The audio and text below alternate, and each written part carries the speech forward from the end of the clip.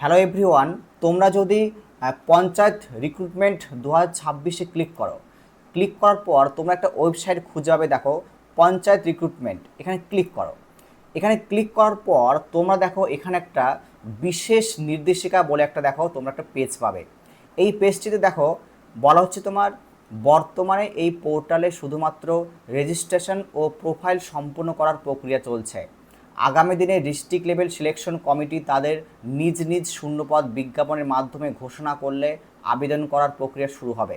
নিয়মিত আপডেটের জন্য পোর্টালটিতে নজর রাখতে অনুরোধ করা হচ্ছে।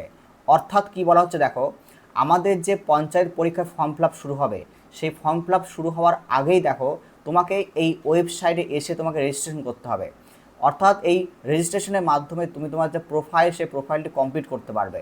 এরপর তোমার সময় মতো যখন দেখো, তো আমাদের প্রত্যেকটা ডিস্ট্রিক্ট অর্থাৎ 23টি ডিস্ট্রিক্ট যখন তোমার বিভিন্ন জেলা অনুযায়ী তোমার যে শূন্য পদ সেগুলো ঘোষণা করবে, এবং তার মাধ্যমে তোমরা কিন্তু এইখানে এসে কিন্তু তোমরা ফর্ম ফিল আপ করতে পারবে।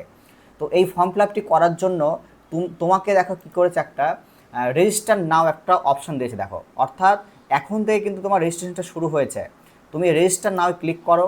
রেজিস্টার নাও ক্লিক করে এখানে ক্লোজ করে দাও। ক্লোজ করার পর দেখো তুমি দেখো mobile number, email ID, first name, middle name, last name, date of birth, gender, password দিয়ে এখানে ম্যাচিং কোড দিয়ে তুমি এখানে সেন্ড ওটিপি করে তুমি তোমার প্রোফাইলগুলো কমপ্লিট করতে পারবে। এবং দেখো অনেকেই হয়তো মনে করছো কি এখনই করতে হবে কি আমাকে। দেখো তুমি যদি চাও এখনই তুমি এই ফর্ম ফিল আপের জন্য রেজিস্ট্রেশনটা করে রাখো। যদি কেউ মনে করো না আমার এখন দরকার নেই, আমি পরে করব, তবেও হবে। কিন্তু যখন ফর্ম ফিল আপ চলবে তখনও তুমি এই রেজিস্ট্রেশনটা করতে পারো। আবার যদি কেউ মনে করো যে এখনই করব, তা তুমি এখনই করতে পারো। এই ভিডিওটি ভালো লাগলে অবশ্যই তোমরা পেজটিকে লাইক করো, ফলো করো, এবং অবশ্যই তোমরা ড্রিমার্স 365 ইউটিউব ফলো করো।